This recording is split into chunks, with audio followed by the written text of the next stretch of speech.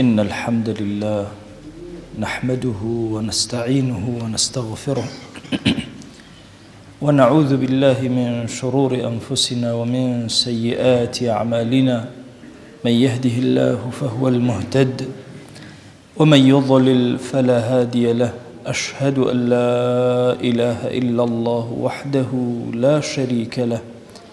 وأشهد أن محمدًا عبده ورسوله. يا أيها الناس اتقوا ربكم الذي خلقكم من نفس واحدة وخلق منها زوجها وبث منهما رجالا كثيرا ونساء واتقوا الله الذي تساءلون به والأرحام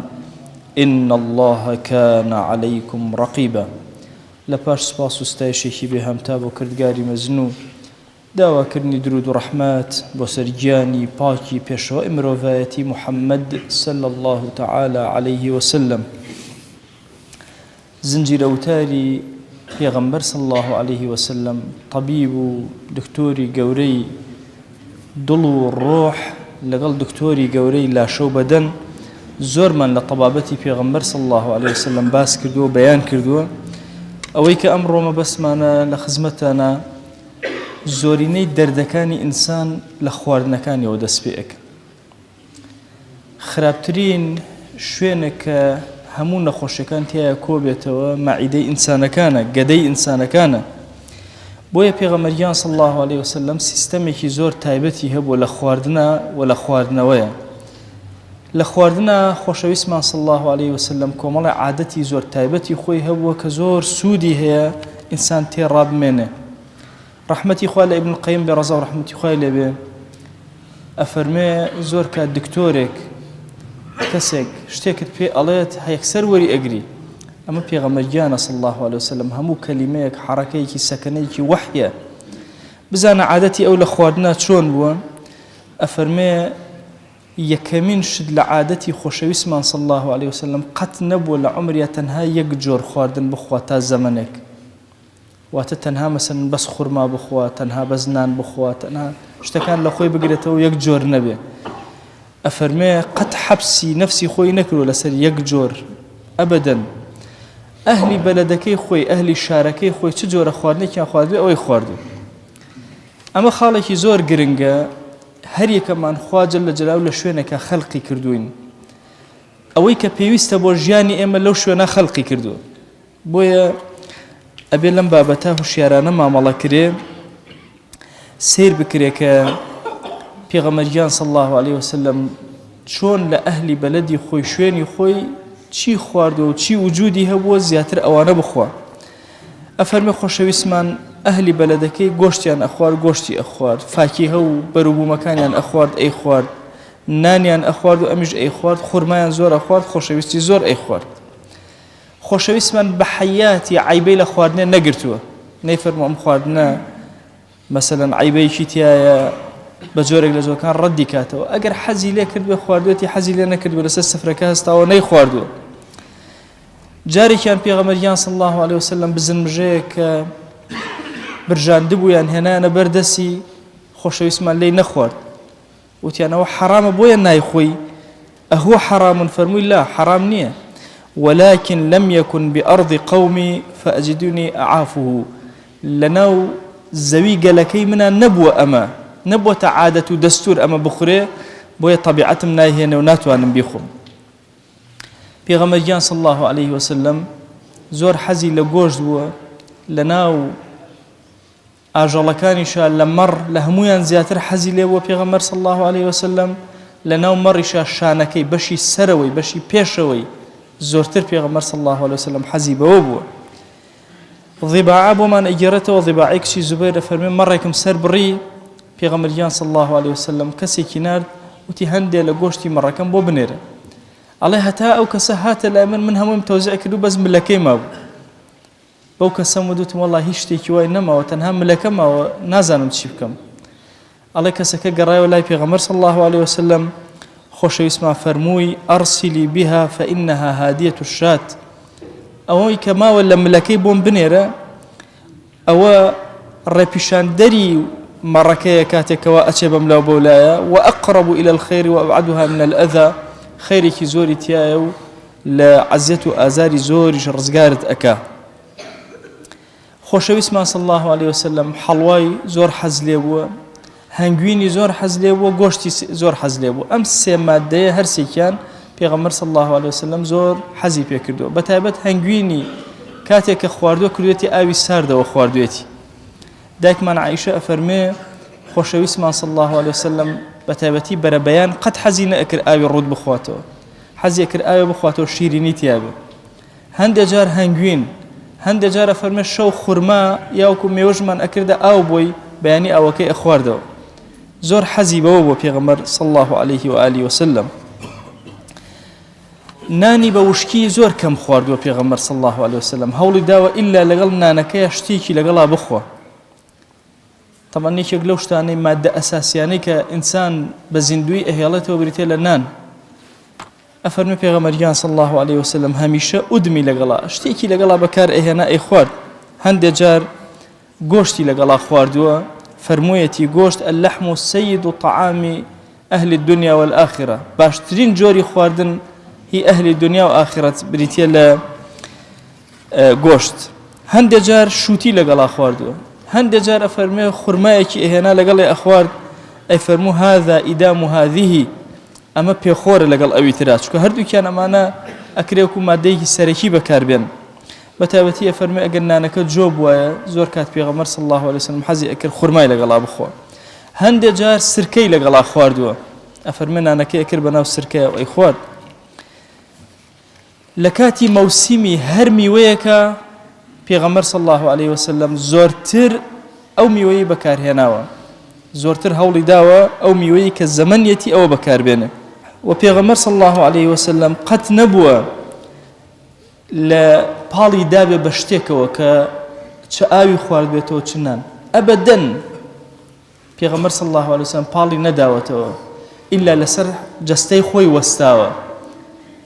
اتكاء أوي إنسان بال بدا بشتيكوا أبدا نبو پیغمبر صلى الله عليه وسلم بال بدا بشتيكوا ولو كاتا خواردن بخوا يا خواردنو بخوا بويا واباش إنسان اگر بالي دابتو بچتو سرسكي خوي پشتی به هیچ و قایم نبی لسر خوی وستابه او لسنتی پیغمبر صلی الله علیه وسلم نزیکتره ابن القیم فرمی ومن تدبر أغذيته هر کس سیری خواردنی پیغمبر صلی الله علیه وسلم چنشتی کی ورو نبیتو یکم لم يجمع قط بين لبن وسمك بحياتي پیغمبر صلی الله علیه وسلم شیران من یکان یان شیر لقل ماسیه ابدا نخواردو وبين لبن وحامض قد شيري لقرشتي ترشا نخواردو وبين غذائين حارين ولا باردين دو خواردن كهردو كان بهز بنو مادي گرميان زور بوبه يا هردو كان هواج بنو مادي سارديان زور بوبه پیغمبر صلى الله عليه وسلم قد نخوارد دو مادي نخواردو كهردو كان بابلان هردو كان تفد بن هردو كان ترج بن هردو كان شيرين بن پیغمبر صلى الله عليه وسلم لو انا خوي باراستو دو مادة نخوادو كهدو كان بيتا ماي أوي كإنسان بابلين سكي بقريتوا دو مادة شي نخوادو كإسهالك أبدا إن جا هيج كاتي كيج نبو مادة كي لمو لو بكار بينه هولي داوا أوشتانا بكار بينه كسريع الهضم زوتر بأسان تلس كاتير تير ابن زو بابلين سك أتوانا ظالبة بسريانا أفرمي بلام قتنها تو هدو كان تيكالك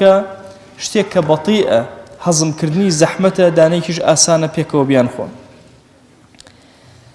یەکێک لەو شتانەی کە زۆر گرنگە پێغەمبەر صلی الله عليه وسلم لە هیچ مادەیەکە شتی برژا و کوڵاوی پێکەوە نەخواردو مثلا لە یەک کاتە ئەبەدەن نەبووە گۆشتی برژا و کوڵاویش پێکەوە بخۆ قەد نەبووە پێغەمبەر صلی الله عليه وآله وسلم لە هیچ مادەیەکە کە ئەڵێن هیچ مادەی تەنها گۆشت مەبەز نییە مثلا مریشکە مثلا ماسية وكأس متداول لبين إما غير أوانش هر مادة كتير قد نبوه شتيكي برجاو لقل شتيكي كلاو بيكا ولا همان مادة بخوات يان لهمان مادة شتي وشكرابيتوا شتيكيش بطري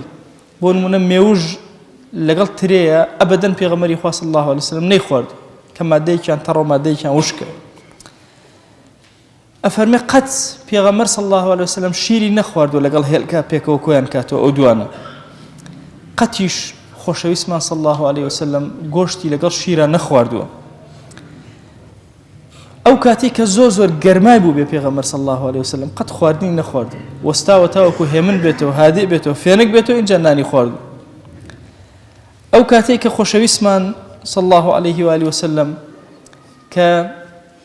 لەم هیلاکەتێکی زۆر و ماندووبوونێکی زۆر ئەبەدەن نانی نەخواردووە تاوەکو ئیسراحەتی کردووە اینجا بە حەیاتی خۆشەویستمان خواردنێک نەبووە کە بۆی گەرم کرێتەوە جاری دووهەم و بیخۆ طبعا ئەمانە هەمووی لە ئێستا لە طبی ئێستا باسەکرێن هەموویان لە هەدی پێغەمبەران صلی الله عليه وآله وسلم ئەفەرمێ بە حەیاتی خواردنێک ئەگەر جۆرێک لە جۆرەکان کۆن بوو بێ بۆنی کرد بێ قەت پێغەمبەر صلی الله عليه وسلم نەیخوارد ئەبەدەن لە هەموو عمریا خواردنێکی نەخواردەوە کە سوێر بوو بێ دەستی نەبەر بۆ خواردنێک کە حەدی خۆی زیاتر خوێی تێکرا بێ مالح بێ و ئەفەرمێ کۆتا قسم لە خزمەتتانە ئەفەرمێ پێغەمبەرگیان صلی الله عليه وسلم هیچ کاتێک نەبووە نانی ئێوارە نەخوات زۆرینەی ئەو ژەمانەی بۆ پێغەمبەر صلی الله عليه وسلم باس کراوە ژەمی بەیانی و ئێوارەیە کە خواردوێتی کەم باس کراوە کە ژەمی نیوەڕۆی پێغەمبەر صلی الله عليه وسلم خواردبێ ئەفەرمێ لە ڕیوایەتێکە هاتووە ئەفەرمەیەکێک لەو شتانەی کە ئینسان پیرەکە ئەگەرچی زعفێ لە ڕیوایەتەکە هەیە ئەفەرمێ تەرک العشاء مەحرەمەة ئینسان پیر ئەکات ئەگەر ئێواران نان نەخوات وەیە پێغەمبەر صلی الله عليه وسلم یەکێک لە عادەتەکانی وەلەو شتێکی کەمیش بێ ئیلا هاتووە ئێواران شتێکی هەر خواردووە حتا لە ڕیوایەتێکە ئەفەرمێ ئەگەر خورمایەکیش بێ ئێواران هەر بیخۆن ئەفەرمێ خۆشەویستمان صلی الله عليه وسلم لە ڕیوایەتێکە ئەگەرچی ضعفێک لە ڕیوایەتەکە هەیە ئەفەرمێ هەموو کاتێک لە دوای نانی عیشاوە نانی ئێوارەوە ئەمری کردو بەوەی لایەنی کەمەکەی 100 هەنگاو ئینسان بڕوە 100 هەنگاو بۆی جۆرێک لە جۆرەکان هەزمکردنێکی هەبێ بۆی ئەفەرمێ ئەطیبای کۆنی مسلمان ابن القیم ئەفەرمێ ئەمریان ئەکرد ئینسان پێش ئەوەی بخەوێ ئەگەر نانی خواردوێ نانێکی زۆر شەو نوێژەکانی بخاتە پێشەوە نیان خاتە نیوەی شەو بخەوێ بەسەریە بۆی جۆرێک لە جۆرەکان حرەکە لە لاشەیە دروست بوو هەموو ئەمانەی کە عەرزم کردن هەدی پێغەمبەرن صلی الله عليه وسلم خۆشەویستی دڵمان نوری چاومان ئەبەم شێوازە مامەڵەی لەگەڵ خواردن ناکردووە پێشتر عەرزم کردوون کە ئەبەدەن گەدەی پڕ نەکردووە گەدەی هاتووە ئەفەرمێ تەنها چەند تیکەیە بخۆ کە پشتت ڕێک کاتەوە ئەفەرمێ ئەوەی کە هەر ویستی زۆر بخوا باسکی بکاتە سێ بەشەوە بەشێکیان خواردنە بەشێکیان ئاوە بەشێکیان هەناسەیە و هەوایە ئەفەرمێ ئەگەر کەسێکی موسڵمان زۆری خوارد ئیماندار لەگەڵ غێرە ئیماندار فەرقەکەی ئەمەیە خەڵکی غێرە ئیماندار بە حەو مەعیدە ئەخوات پێغەمبەر صلی الله عليه وسلم ئەفەرمێ ئیماندار تەنها بە مەعیدەیەک ئەخوا واتەوەی کە ئیماندار بەکاری ئێهێنێ بۆ لەشساغی خۆی و بۆ مانەوەی جسمی ئەبەو شێوازەیە کە کافرێک چەندێک ئەخوا بیکەرە حەو بەشەوە ئەم بەشێکی ئەخوا داوا ئەکەین لە ذاتی پاکی پەروەردگار نەخۆشی و مەڕەز و ناخۆشی و زەحمەتەکانی ژیانمان لەسەر هەڵگرێ یا ڕەبی خوایە هەر نەخۆشیە پێمان زانیوە پێمان نەزانیوە تۆ شیفامان بۆ بنێرە یا ڕەب العالەمین یا ڕەبی خوایە دامەزراومان کە لەسەر خواناسی لەسەر تاعەت لەسەر عەبدایەتی یا ئەکرەم الئەکرەمین یا ڕەبی خوایە بە لطف و کەرەمی خۆت لەگەڵمانە بجوڵێرەوە یا ئیلاهی داوات لێ ئەکەین گوناهانێک کردومانە بە ئاشکرا بە پەنهان بە گەورەی خۆت یا ئیلاهی لێمان خۆش بۆ عەفومان کە یا ڕەب العالەمین یا ڕەبی خوایە ڕەحم بە موسڵمانانی غەزە بکە ئیلاهی هەموو ڕێگا و وەسائلەکانی دنیا لەسەریان داخراوە تەنها تۆمان هەیە ئیلاهی بەهانە وەرە یا ئەکرەم الئەکرەمین یا ئیلاهی حیصارێکی قورس و زەحمەتێکی زۆر بەسەریانەوەیە تەنها و تەنها چاوەکانمان لە دەرگانەی تۆیە خۆی دەرگای ڕەحمەت بەسەریانە بکەرەوە دەروی خێریان لێ بکەرەوە یا ڕەبی خوایە داوات لێ ئەکەین بە ناوی جوانت بە صیفەتی بەرزە بە ئیسمی عەظەمت بە کەرەمی خۆت و بە ڕەحمەتی خۆت یا ئەکرەم الئەکرەمین نەسرەت بۆ موسڵمانان بنێرە سەری یەهود و نەسەڕا و مەجوس شۆڕکە یا ڕەب العالەمین یا ڕەبی خوایە ئەم فتنە و ئاشوبێ ڕووی لە شەرقی ئەوسەط کردووە خوایە بیکوژێنەرەوە یا ڕەب العالەمین خوایە ئەم ئاگرانەی ئەمانە ئەیکەنەوە تەنها بە تۆ ئەکوژێتەوە كلما ئەوقەدوا نارا للحرب أطفأها الله یا ڕەبی خوایە ئەم ئاگری موسیبەتە لەسەرمان کەم کەرەوە بکوژێنەرەوە یا ڕەب العالەمین یا ڕەبی خوایە ئەم ئیماندارانە هاتوونەتە ئەم ماڵەی تۆ ئیلاهی خۆت ئاگات لێیە ئەمانە أهل خواناسي وطاعة وعبداية أهل سجد وركوع أما ندسي زليل برزناكنا وتنهى لحضوري يا نبي يا ربي أما أنا الركوع نابا تنهى لبردمت يا نبي ديا إلهي داوال لي أكين بناوي جواند بصفتي برز باسمي عظمت بكرمي خوات دعاء كان جرابك ادعوا الله وأنتم موقنون بالإجابة.